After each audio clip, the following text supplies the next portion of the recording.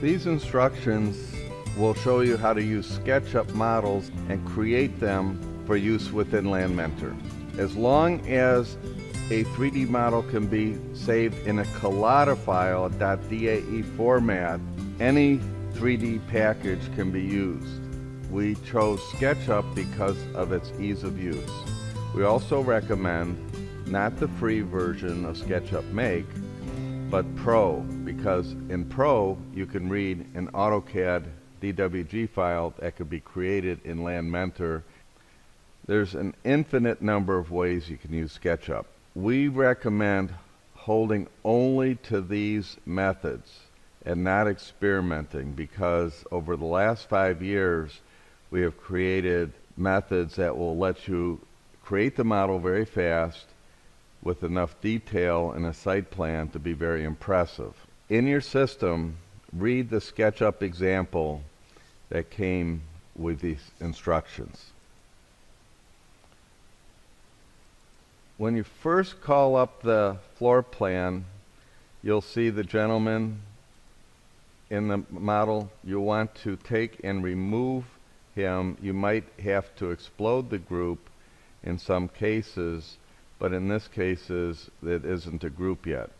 Sometimes this will come up as a group, sometimes when you read in a floor plan it won't. If it's not, immediately select all, right click on a line and make it a group. And the reason for that is you want to center your model. So align the little red pluses exactly on the axis. So now it's centered. It's an easy way to center it first instead of later. Then what you want to do with the move tool, we use the move tool to center it, is raise it until you see the blue line. Then enter 1 and enter to raise it an inch. Because if your surface is flat, you want to raise it slightly above the surface so that the colors you choose within are not on the same plane if the surface is flat, and then you're fighting like lawn textures and things like that. Or in some cases the floor plan is raised and then the garage is slightly above. But in any case, that's what you want to do. Then you'll want to use your selection tool and then right click and explode that model. So you'll notice we just have line work. We need to create spatial data. So you'll use your pencil and a line up on an endpoint. Make sure it's an endpoint, you're not creating a new point. And then what happens is, as you cross over multiple things, you'll see it fills it in. Now this island is not filled in, and now it turns light, so it is. And the little trick is you want to create things that are common on both sides, so you can kind of kill a bunch of different tasks with one sweep, which is why I'm going all the way across here, and then catch anything that you missed. So as you go through to make these various fills, what you want to do is make sure everything in your model is indeed filled, and even nested things. So for example, that's a bathtub. You would need to go to the inside, and you can see it'll turn a very light color when you're doing this. So this window's missed, so I'll just zip across here and 2 endpoints, and then the only thing I have left is this wall. So it's a fairly quick process. Make sure everything is filled, and then you want to do a base color. So I'll go into colors, and I'm just going to choose kind of a background color for the wall, and this light pink. So everything is highlighted. You can hit Control A just to make sure everything is selected, and then create that base color top and bottom and make sure everything is colored. If it's not, go ahead and make sure you've selected that. Now we have a base color to work with. Then you'll use your push-pull tool and you'll raise your first wall. So you want to hold tap control so you get the little plus mark, and what that will do is create a solid wall. You want to always have that little plus mark next to your push-pull tool when you're creating walls. And I'm just going to hit 9 and then the foot mark to make that 9 foot tall. And then I still have the plus mark, and make sure it doesn't go away. If it does, make sure you tap control again and pull your walls up. And what I'm doing is just pulling it up and then aligning it to an existing point. So you only have to hit 9 feet once, and don't forget the foot mark, otherwise it's 9 inches. And so these openings are where the windows will be. And then here's the kitchen wall here. So as I move around and pull these up, you'll notice that sometimes when you're in an angle, you're hiding things. So you want to move around, and again, you've learned in SketchUp through the instructions that moving is simply holding the middle button down, or the holding shift and the right button will let you move around, and the different little SketchUp tools. This is not, the purpose of these instructions is not to teach you SketchUp. You should be able to learn that in the first few instructions. So now we've got the base walls and we're an inch above the ground. At this time, you could choose to color on your floors. So for this example, we're going to use wood for the living room, and we're going to use a darker wood for the cabinets. And then here's the this is the refrigerator. And what we're going to do is use the push tool and push this up 28 inches, or the height of the cabinet. And since we still have the plus mark on here, we're going to move these items up too.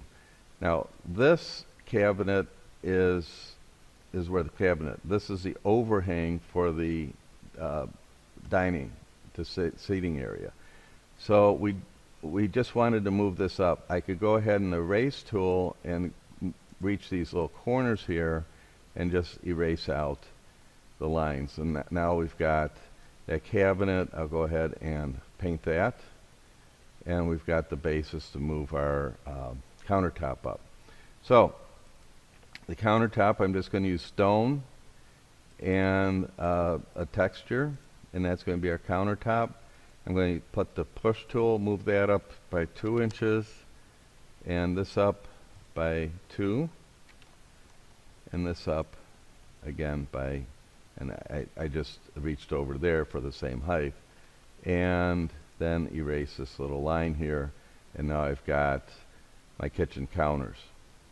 Refrigerator, we're going to put that in some metal color, and then I'm going to raise that up 6 feet, 6, and then the foot mark, and I can erase, oops, got to be careful with that push-pull tool, erase that little line there we don't need. Same thing here in the bathtub.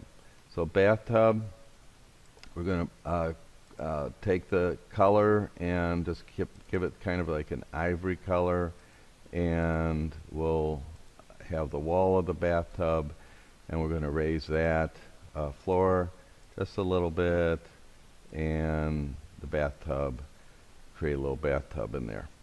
Now, so we have the base there, and we've got the living area. So what I'm going to do is go into carpet and just choose a carpet color for the bedroom, closet, another bedroom, closet, closet, and this is a bathroom.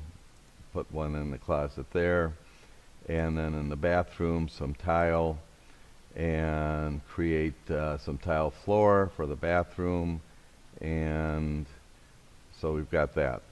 Now, as far as the floor of the garage, we'll go into concrete, asphalt and concrete, choose a texture for that, and our front porch.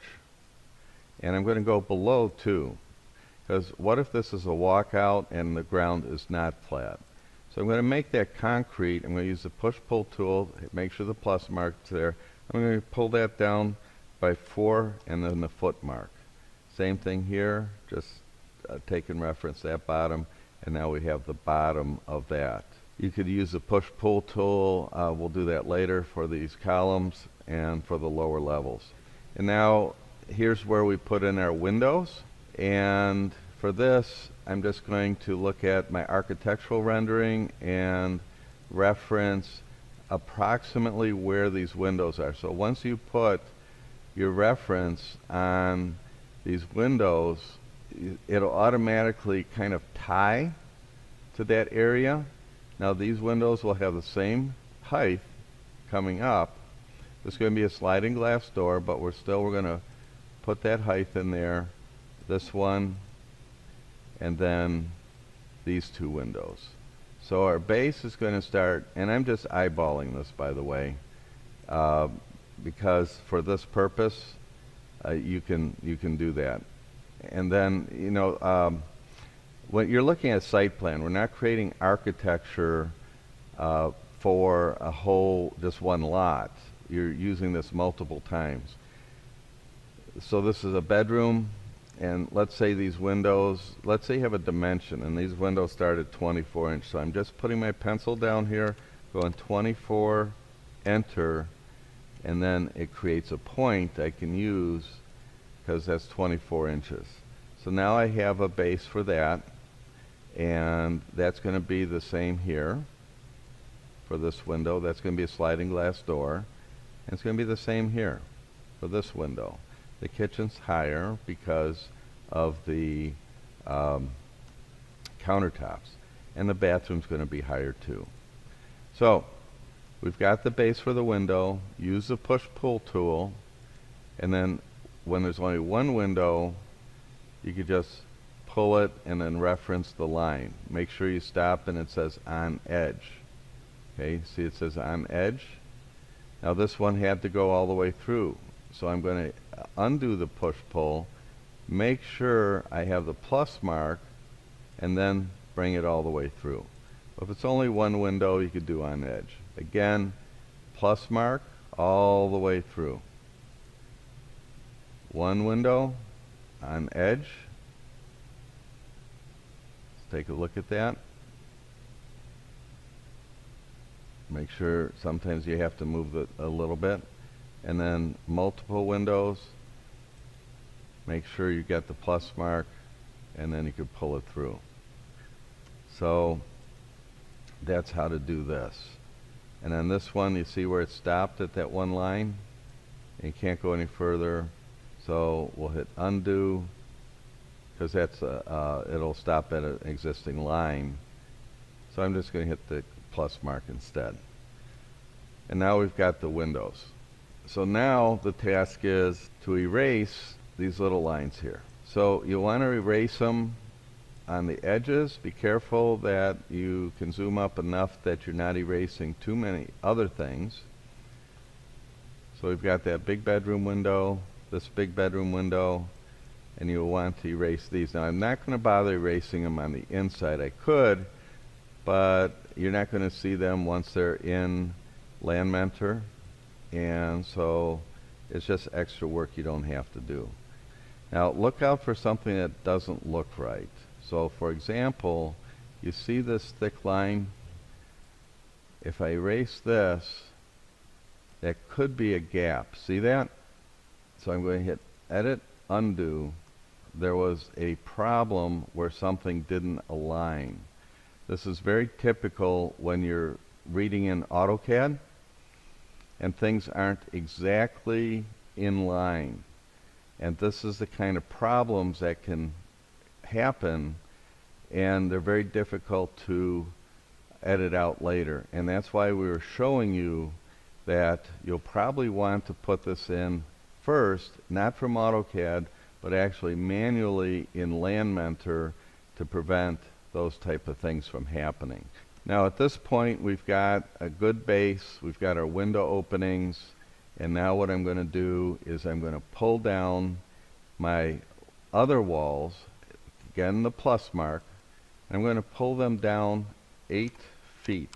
So actually I'll pull it down another 2 foot, get rid of the plus mark, another 2 foot, 10 foot, and that would be like 8 foot lower level, the thickness of the wall and the thickness of the foundation. Everything you do might have a walkout or a steep slope, and I'm not going to bother pulling all the walls down. What I'm going to do now that I have my upper walls is just pull the corners and then pull them to close them off. And I've got this one here, so I'll pull this down, pull this off here, and again I'll have the same problem of this not connecting, and that's what happens a lot of times when you're using these architectural plans, and why you want to use LandMentor as your base.